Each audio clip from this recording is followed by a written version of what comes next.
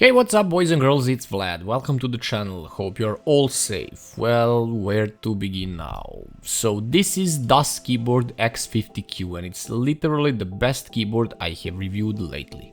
It has some features that no other keyboard on the market has, but before I show you all the features, let's see the hardware as it's also impressive. Anodized aluminum body with floating style switches with white background so the RGB can reflect better, and we'll talk about RGB too. It's literally the brightest I have seen. But let's move further. So an aluminum body with an industrial rugged look built like a tank. Seriously, it's that good. It's made for people who work a lot but also love to game, and because of that it comes with Gamma Zulu switches. I know you're wondering now, Gamma what switches, but let me explain. These are made by Omron and not your standard cherry style switches. They are more like Logitech Rgb switches, but with much better endurance, and they are more silent. Rated at 100 million strokes, yes, 100 million strokes. There are no better switches on the market with such an endurance rating. Coming from Omron in Japan, this means quality. Codename for this switch is B3K-T135M, and it's a black switch with clear stem, tactile feeling with a total travel distance of 3.5 mm. Actuation force needed to register a key press is 45 grams, tactile feedback will be felt at 55 grams, and total force of the spring is 80 grams. So basically these are a bit stiff to type on, but if you like to press your keys harder or simply said you type loud, well, these will be perfect for you. If you are the complete opposite of this, well, you will need to train your fingers more. Keycaps are classic ABS and laser etched font, which is somewhat futuristic. Some of you will like this, some of you will hate it. I personally do not know why DAS went with cheap ABS on such great switches. At least PBT would have been a better option here, as these patent-on ABS ones can get scratched easily and they are really fingertip magnets. Not my favorite type of keycaps at all. Also, there is one teeny tiny big problem. The keycaps can't be swapped. Well, at least not that easily. Because the stem of the Gamma Zulu switches are not your standard Cherry MX plus sign stem, it's this 4-prong type one, so putting your favorite set of keycaps on this keyboard is a no-go.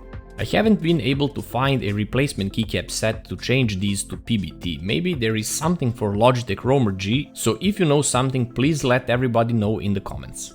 Regarding the RGB on this keyboard, it's not your average RGB. First of all, light is super bright. This is thanks to the Omron switch, as the LED diode used on this is directly in the middle of the switch, with a diffuser in the middle, so the light is dispersed properly.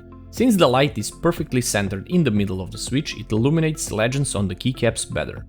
I had to keep the brightness to less than 50% even during daytime. As I said, it's not your average RGB, so there are not some super cool rainbow effects and such. There are some, but not too much, as this keyboard is not meant for that kind of market. RGB is more there to be used for different functions this keyboard has. It's advertised as the world's first smart keyboard, and that is why we have this cool knob in the right corner, or as it's called, the Q button. Without pressing it, it's used as a regular volume knob, and it's super satisfying to turn around, but when pressed it will activate the Q software. We'll get to this in a bit.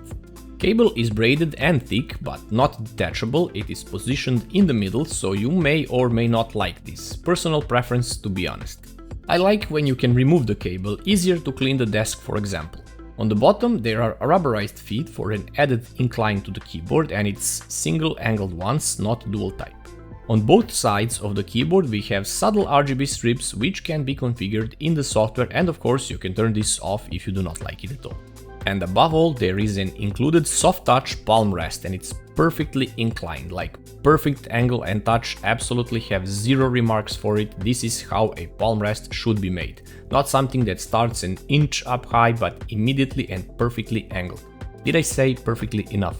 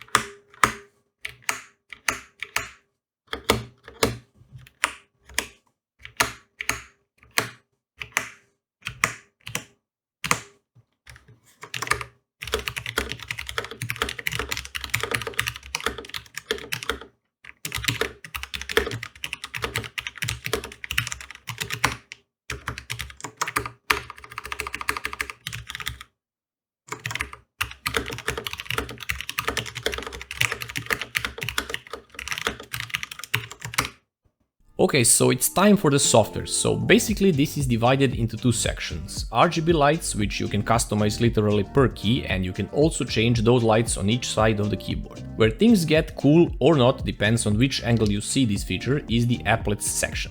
This allows you to have, well, applets, little programs that will show you notifications. For example, when you receive an email, you can set G letter to flash, G for Gmail that is, and then pressing Q button plus G will open that notification.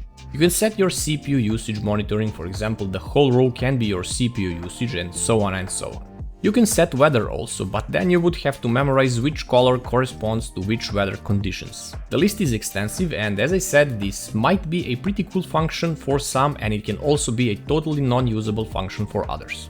For example, I don't even look at the keyboard while I'm typing, so for me personally this is cool but not usable that much, as I don't look that often at the keyboard. But again, it's cool to have, some of you might like this function a lot.